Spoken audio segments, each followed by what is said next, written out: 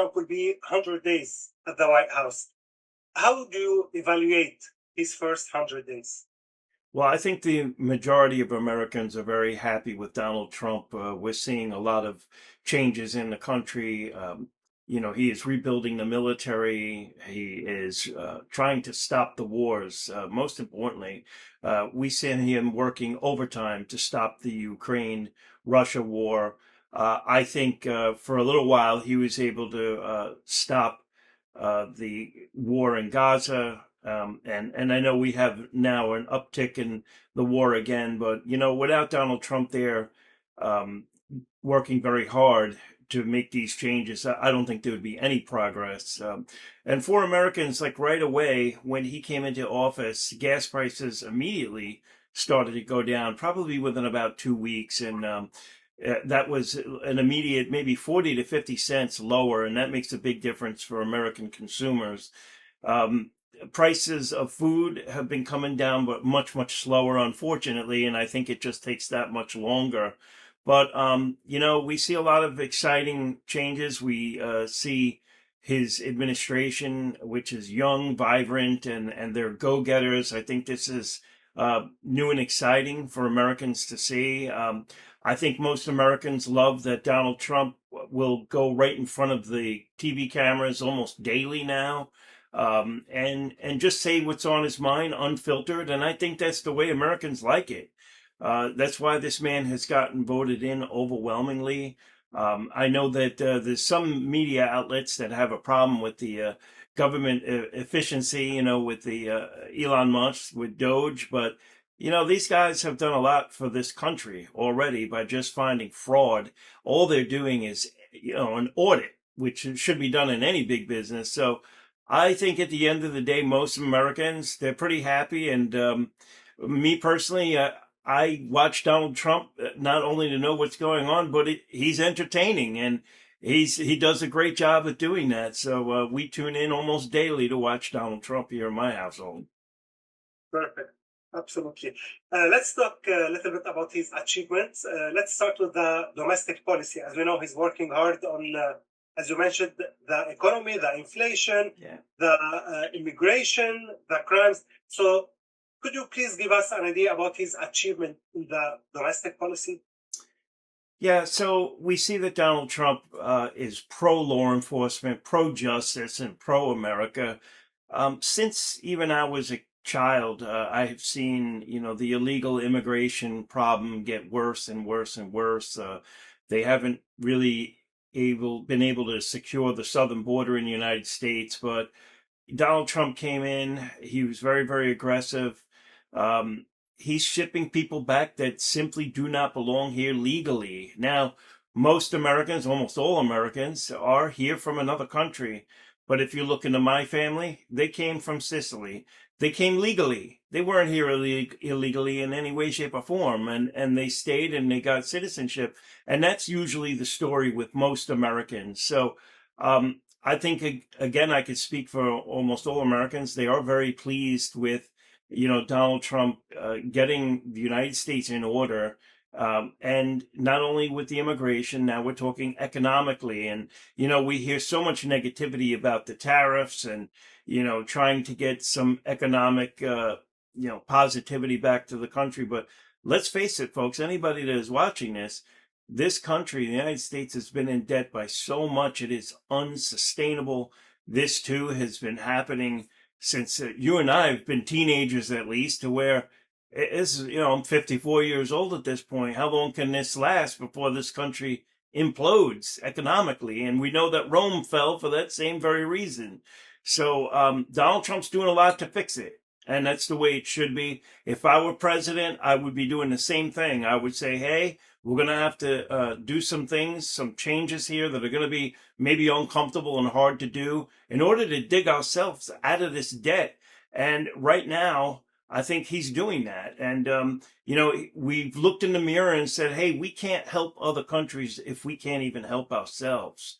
So I think the United States, Donald Trump is helping the United States be in a better position to help its allies, just like we were like after World War II when we were really so much of an economic powerhouse. So I see Donald Trump trying to do the same thing. He's trying to bring all the business and the jobs back to the United States. I lived long enough to see that everything in this country was made in America. When you picked up a shirt, anything, cars, you name it, it was made in America. And Americans really didn't buy anything that wasn't made in America. And I've slowly watched our industry go away to other countries. And that's not a good feeling at all. So you see that Donald Trump is trying to fix all of this.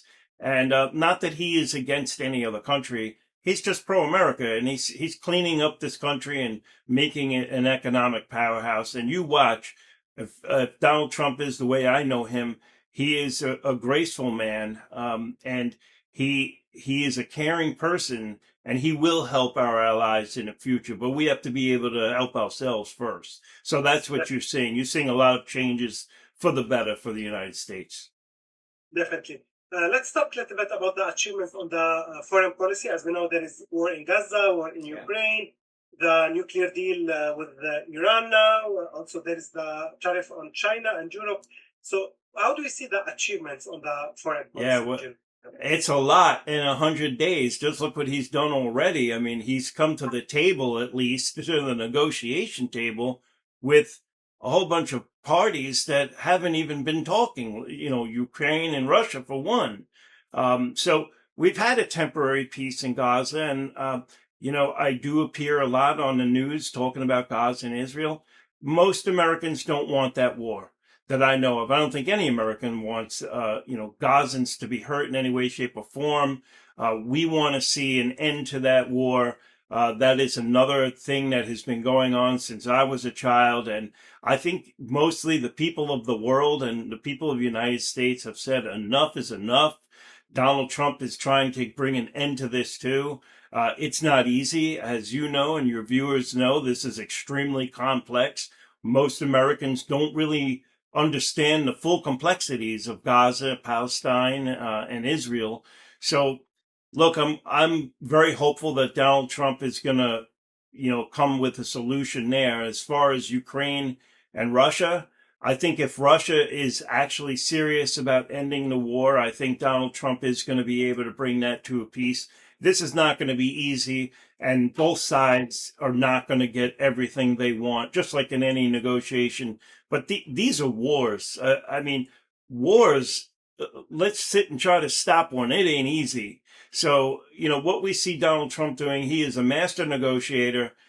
He's a master businessman. He gets the deal. He makes the deal, and the deals seem to stick.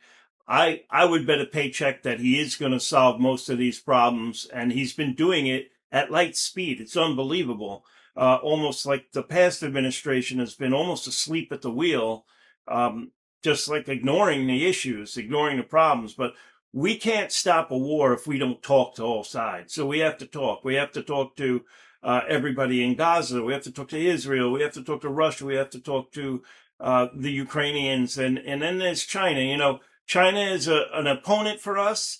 And let me be very clear. The people of the United States love the people of China. There is no problem, just as much as we would like the Palestinian people or Ukrainian or Russia. But there is a disagreement here with the Communist Party and the United States, which is free. It's a free democracy. So we are up against an opponent that is a communist regime, that their citizens don't always get a fair shake. They do not have the freedoms that you and I have. So it's even harder to maybe negotiate with China in that stance. And we know that China's aspirations are, trying to seize Taiwan. So that is going to be very complex. I think Donald Trump is going to be meeting with President Xi of China, and I look forward to what happens. We know that in his past administration, he met with the North Korean, Kim Jong-un, which, if you ask me, Donald Trump should have gotten a Nobel Peace Prize just for that, just for meeting with the North Korean leader. So I have a feeling that Donald Trump is going to try to meet with him again. That is my prediction. And you know what? We can live in peace. I believe in it, and I'm willing to give it a shot. And I think of all people on planet Earth right now, it's Donald Trump that'll be able to succeed on all these fronts. And why not? Let's give him a chance. We can give peace a chance, and I think he will pull it off. Perfect. As you mentioned, there are lots of achievements, but at the same time, we're seeing lots of protests in all over the states, in DC, New York, California. Why are we seeing this protest, do you think? Even if you and I became president and vice president and me and you give out free money to everybody, there will be somebody to protest that some reason, and that will be offensive to somebody. So in the United States, I welcome protests. This is a right of the people of the United States, and that's perfectly fine. We don't always agree on everything we do as a citizenry, and you would be surprised that those same people that are protesting against something that you and I may agree with, they'll agree with us the other 100% of the time. Who knows, So you never know where it's going to go with protests, but there will always be protesting. I would assume that some of these protests, people we have seen, they don't like Doge, they don't like Elon Musk for some reason.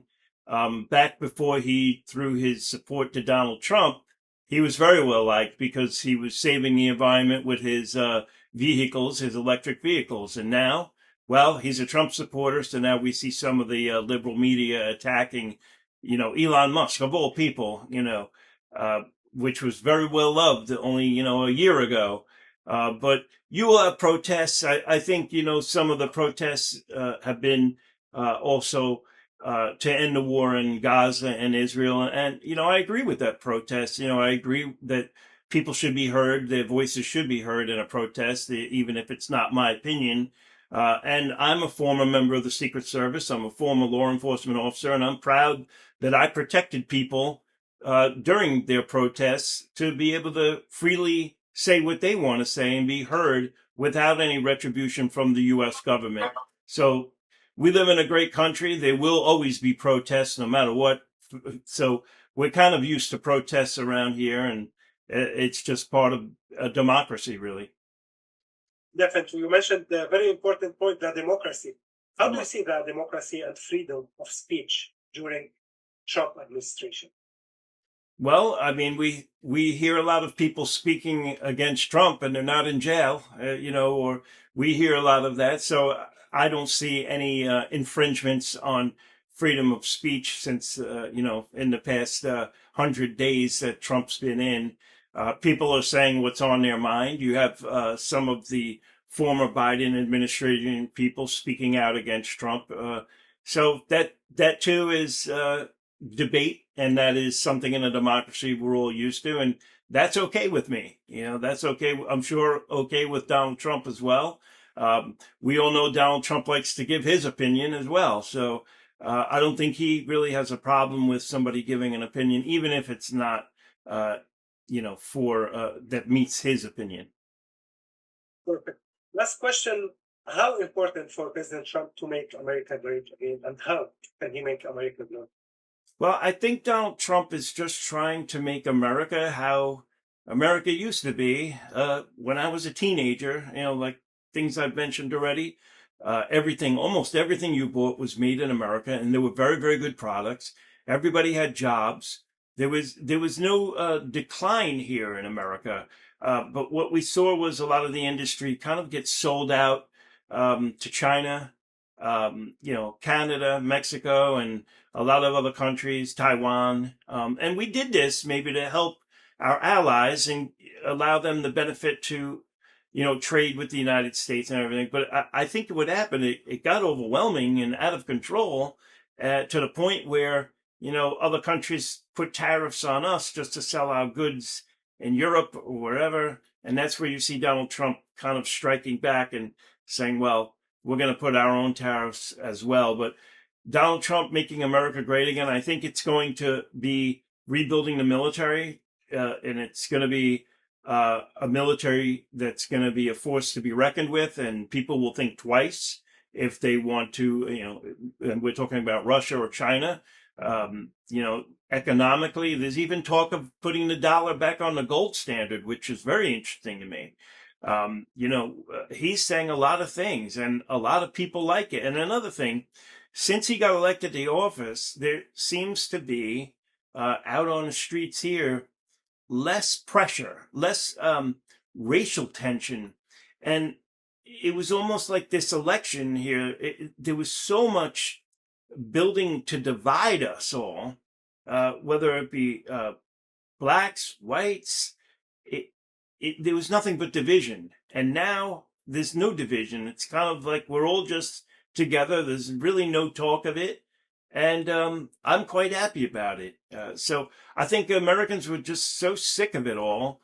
And it just seems to have transpired over the past 4 years in the last administration. Everything was kind of said to divide us all instead of bring us together. So I think this is all part of Donald Trump's Make America Great Again. And, just being able to afford gas, pay for food, have a job, and do what most Americans want to do is basically be left alone and, have liberty and freedom. So, and all get along. So all of those things that I'd mentioned, I think is really his plan.